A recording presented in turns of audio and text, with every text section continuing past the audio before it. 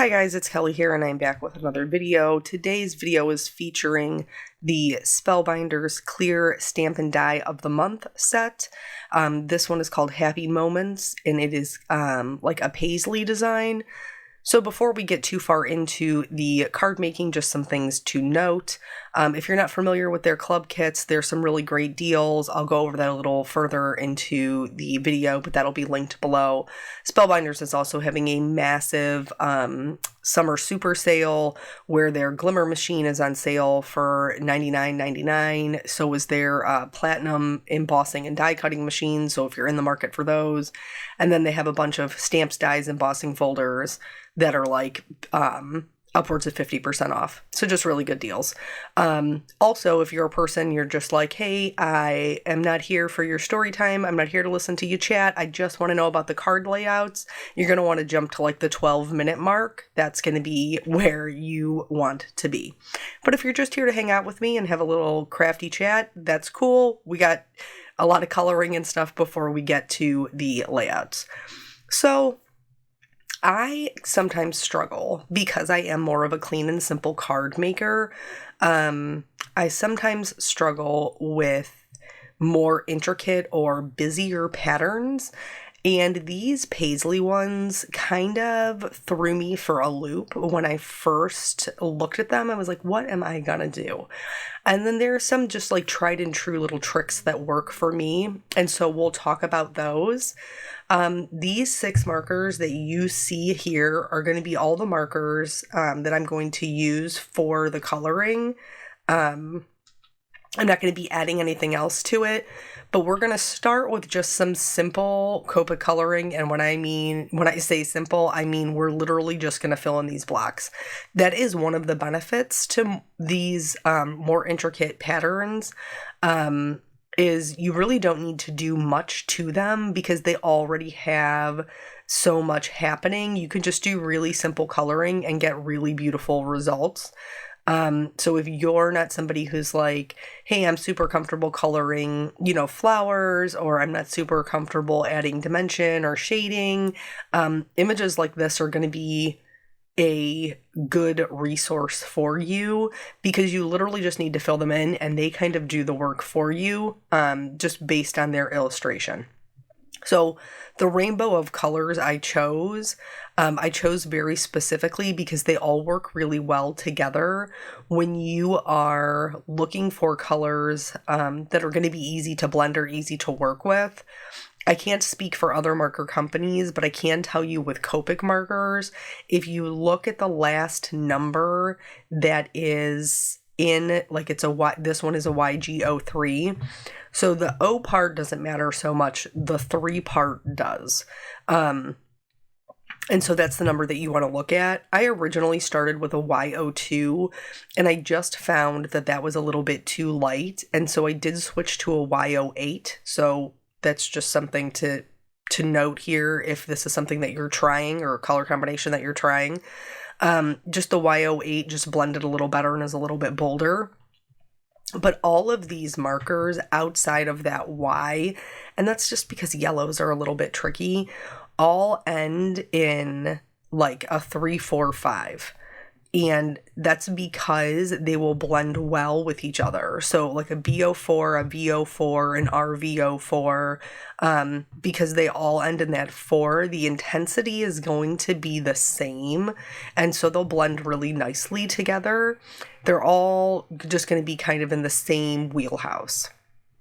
So the first couple examples that you're going to see here is really just me filling in color and showing you that you don't need to add, a ton of shading. You don't need to use 3 or 4 colors. You just need to have a couple of colors that work well together and like you'll be all set. I do, just on a personal note, I am prepared because, I still got the vid, I still got the Rona. I am prepared with my tissues and my cough drop in case I need it. Melissa accurately described them as she imagined it's what a rat poison cocktail tastes like because all cough drops taste terrible.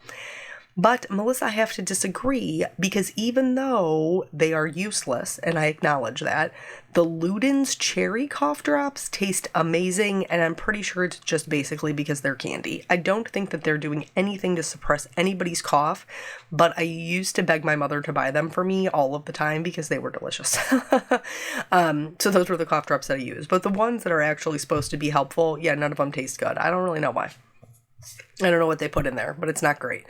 But I have that just in case I need it. As you know, with the last video I did, I kept having to take breaks because my throat was getting itchy, scratchy, and I was having these little coughing fits. As far as my symptoms go, I'm still pretty blessed that it's been pretty mild. I'm a little bit congested. I think my voice sounds a little bit scratchy. And my throat feels a little bit like itchy, scratchy. But yesterday, the worst of it, I'm not even kidding, was the body aches. Like, all of my joints ached. My hips hurt, my shoulders hurt, my back, oh, my back hurt so bad.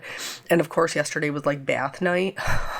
So, you know, I'm toting around this little naked baby and, you know, getting her in and out of the tub, bending over to, you know, lotion her up and get her dressed, which normally bothers my back by the time I'm done with it. But last night I was like, oh man, I'm not going to make it. Not going to make it. It was a very quick lotioning session. She always laughs and giggles when I put her lotion on her little piggies, on her little feet. And I was like, I'm not going to skip it because I know you like it so much, but it's going to be a real quick little foot massage this time around, little girl. Like, just do your mommy a solid. She's just trying to, you know, just trying to make it. And normally Peanut would go to his dad's, but because we've had COVID running rampant in our household and he has some family things that he is doing this weekend, he opted to just leave Peanut here, which is fine. Obviously, the more time I can spend with him, or we can spend with him, you know, we would like to do that. But I know that he was a little bit disappointed, so I feel very bad for him, but we're obviously trying not to spread it as well.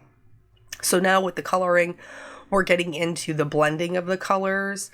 I'm going to go back and you'll see like that even if you change your mind, even if you do like just the fill-in coloring and you're like, you know, I really would like some dimension, you can go back in and add it. It's not a big deal. But here, I usually like to start by putting down my darkest color wherever I'm going to have that shading come from, whether it's the inside or the outside. And then go back in with my lightest color because Copics are transparent. When you put the lighter ink over the darker ink, it helps it to kind of lift up the previous color. And then that saturation helps the colors blend in the fibers of the paper. So these all work really well together. And I think I might actually do a video on just these colors at a later date to kind of just show how easy it is for them to work together.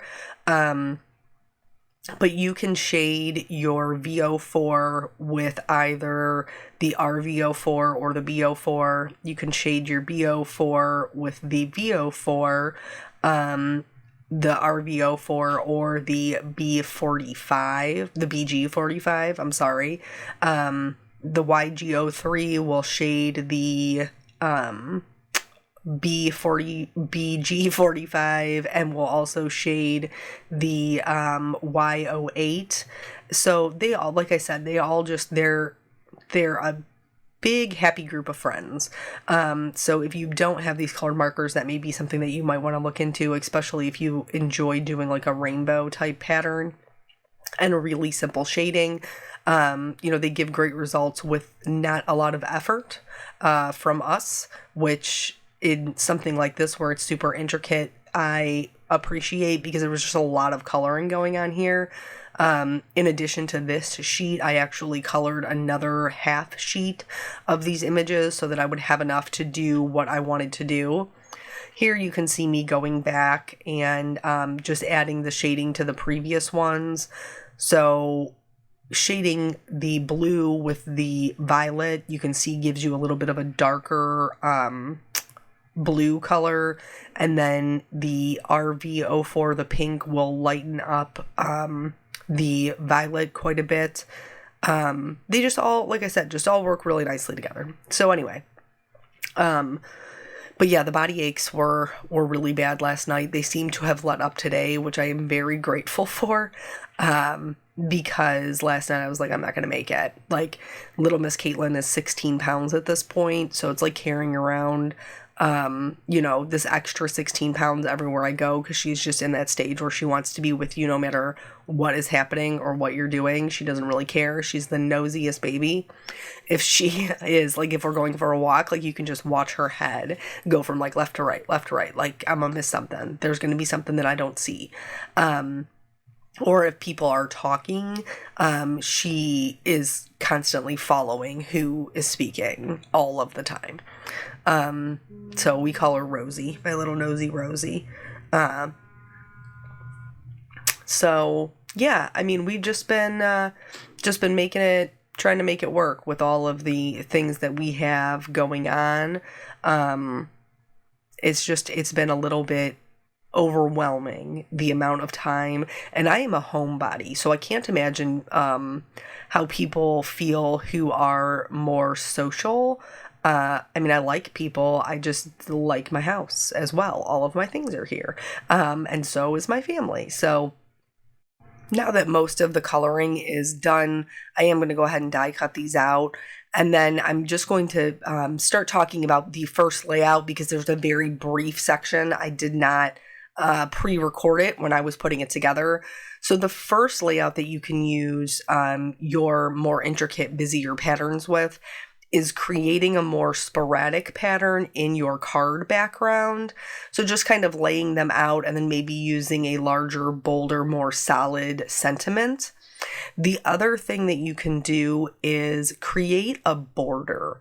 If you create your border, it gives you this nice blank clean area in the middle that you can work with for your sentiment, and helps to break up that pattern so it's not so busy, because there is a lot of things going on here, a lot of colors, and there's a lot of examples in the other people who have used the club card or the stamps, the clear stamps, where they have combined it with like some simple ink blending or some embossing resist. That's a really good one too. But as far as layout goes, like, this works for me because I do like a cleaner look. And so you can fill this up as much or as little as you want. Another thing that you can do is try to switch up your color. So here I started working on a black background. When you switch it to white, you can see that it blends in like a little bit more. It isn't like this stark contrast. Now, I am a person who likes bright colors and I like a lot of contrast, so I opted to go with the black in order to make these pretty little designs blend in a little bit more. I am going to go in with my black Copic marker and color the edges of my designs, as well as the way that I do when I'm fussy cutting. I hold up the image and then I just make sure that I take the marker and I go all the way around the edge. You could do this for any color cardstock that you were using. If you wanted to use a navy or a dark purple, or even if you wanted to go a lighter color. Bless my dog. Did you hear her? God bless her. And so if whatever color cardstock you wanted to use, you just find a Copa color that's going to match and then color in your edges. I chose black because I had so many colors going on. I wanted a really great neutral that was going to work with what I had going on. Plus, I enjoy bright colors with black. If you guys watch my channel, you know this. And then, so the third way that you can use these is to just embrace the chaos.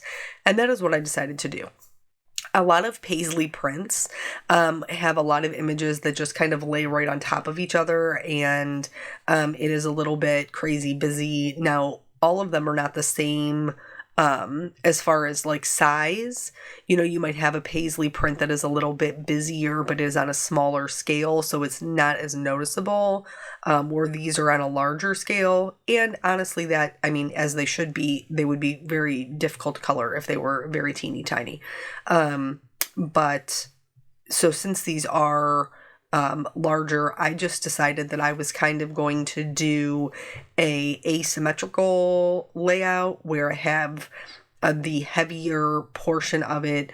When I originally put it together, I thought the heavier portion was going to be in the bottom right. But actually what I found out I liked better in the end was that I liked it in the top left. So in order to make this really easy for me, not having to like redo my layout, I just started gluing down my top pieces to the bottom pieces.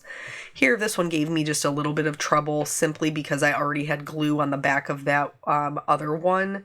And so it was sticking to my paper instead of sticking to my images that I had going on.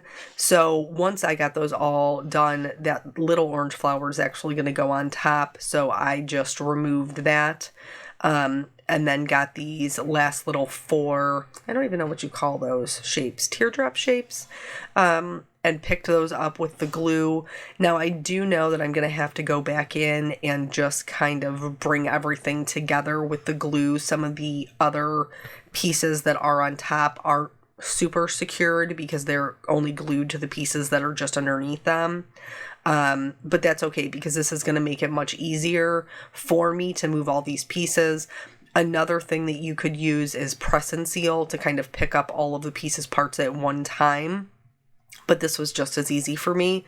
So there's me going back in and just making sure everything's secure, checking them with my fingernail that they don't pull up.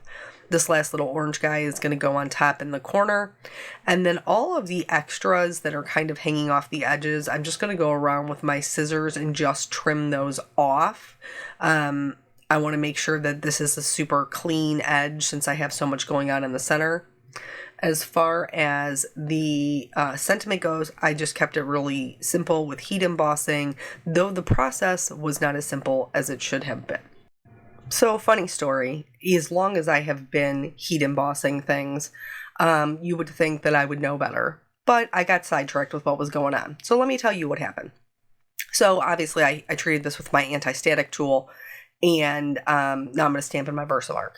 I always tell you guys that I preheat my heat gun so that way it limits the amount of warping on my paper.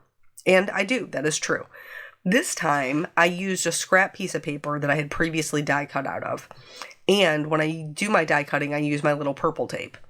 So there was some adhesive that was left under the well portion of this sentiment.